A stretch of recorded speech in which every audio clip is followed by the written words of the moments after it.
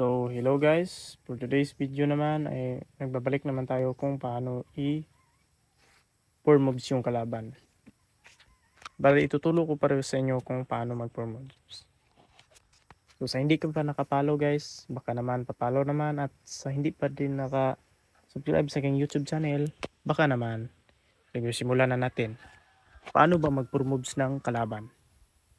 Bali, ito po yung gagawin nyo.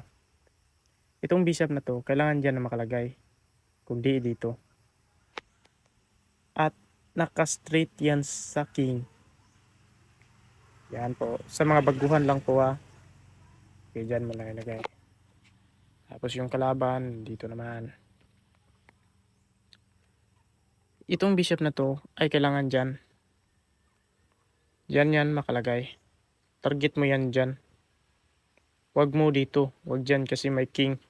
Dapat dito yan. Sige, try natin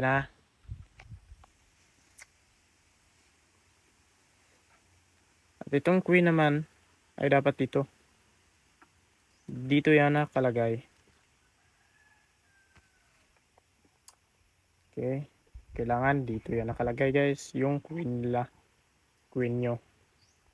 Okay. Bali. Isa. Dalawa. Tatlo.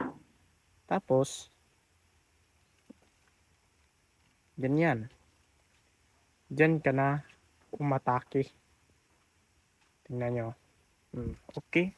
Yan po ay 4 moves. 4 moves po itong galawan. So sa hindi pala naka-subscribe sa aking YouTube channel, baka naman, at sa aking Facebook page. Salamat sa inyong panonood guys, at sana may marami akong matutunan na kabataan.